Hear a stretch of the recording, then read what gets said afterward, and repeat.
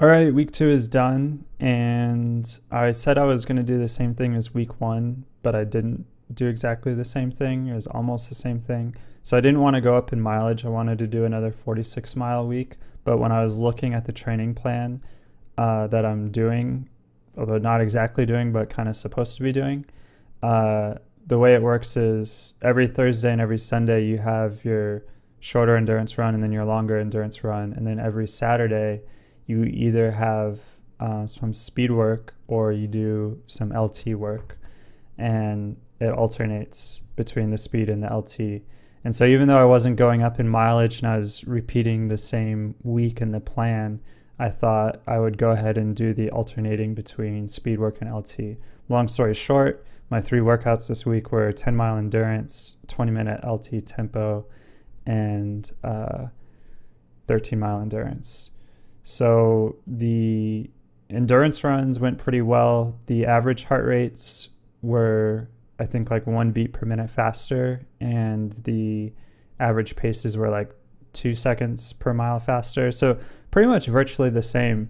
But if you look at the actual data, then I noticed my heart rate at the start of the runs is getting up higher, faster, like not higher than it's supposed to be, but instead of lingering at kind of weirdly low heart rates, like in the 130s for a while, it actually gets up to 140 plus sooner, like it's supposed to. I think this might be because, like in my old training, I just wake up in the morning, put on my clothes, and go out and run easy mileage every day. So my body was never in a hurry to get my heart rate up. Virtually the only time I'd ever run at an effort where my heart rate goes above 150 would be on race day.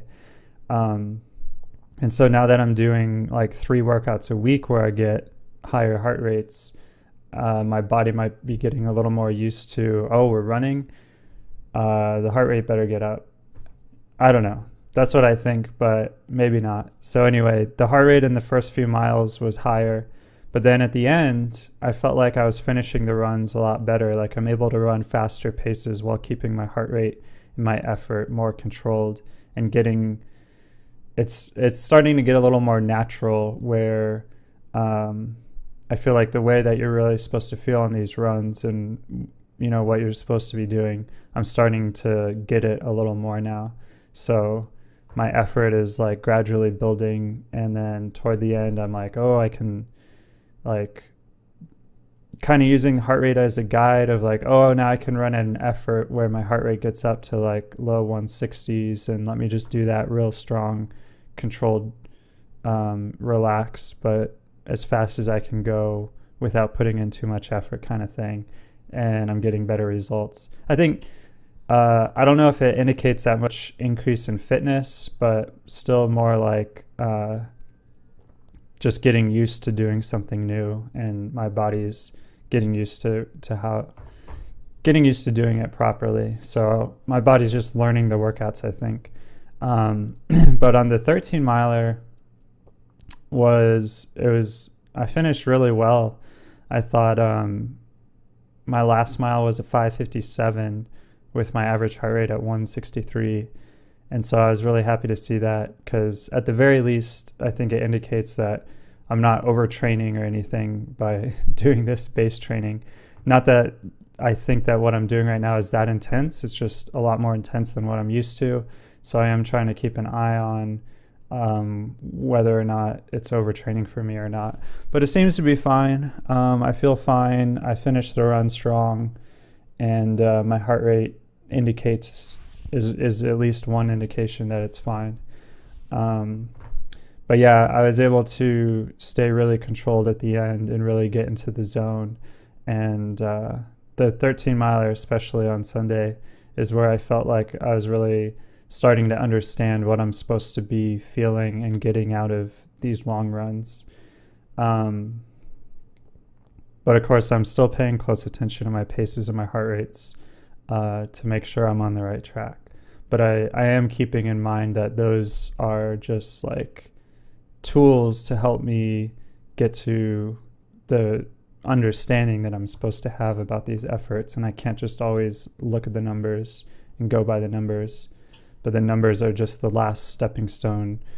You leap off of the numbers, leap of faith into what you feel is supposed to be right. Which I think will be especially important too, because I do think that my fitness will be improving pretty rapidly over the next 6 months, and I will be progressing through. I think my paces will be getting faster and faster. And if I train this whole 6 months as if my half PR is a 1:12:25, then I think eventually I would be training too slow. So it's important for me right now to get a feel for what these efforts are like while I have a fresh PR, and then be able to lock into those efforts, because my PR is going to become outdated in a few months, I think, but without having a race to prove it. So I'll just kind of be off on my own there.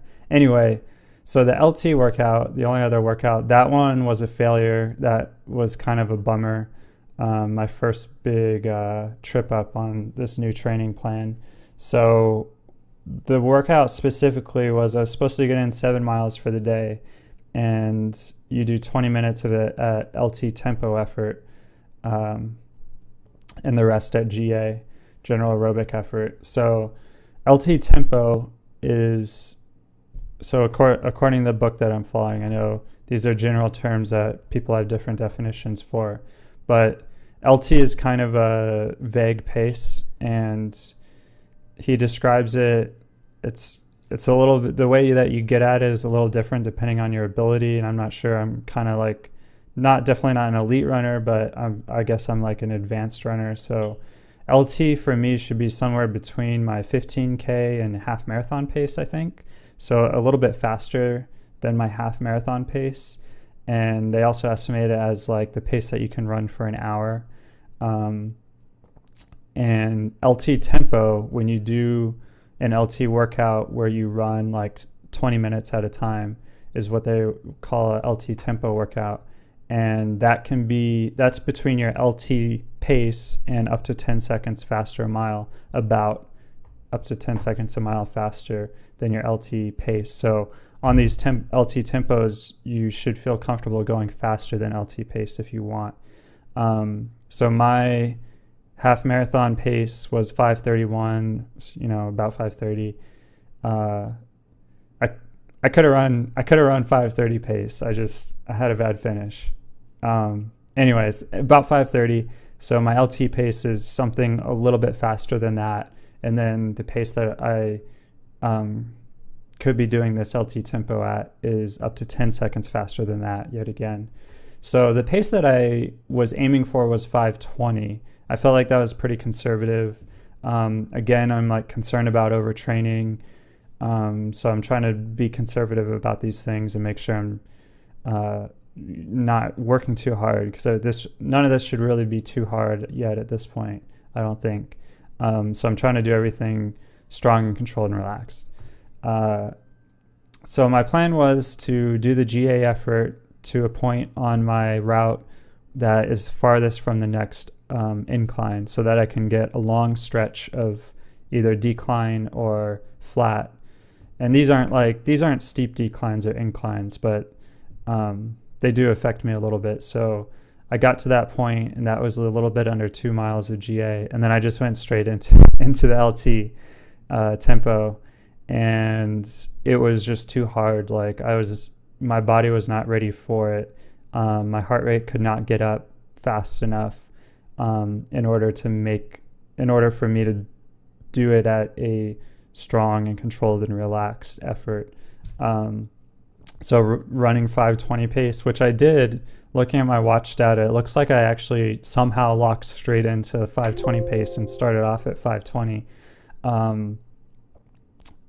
It was too hard. If you're a runner, you know exactly what I'm talking about. You start off a race too fast, and then you've like overstressed your body, and it takes you like 2 miles just to feel like you've caught your breath and you're back in rhythm.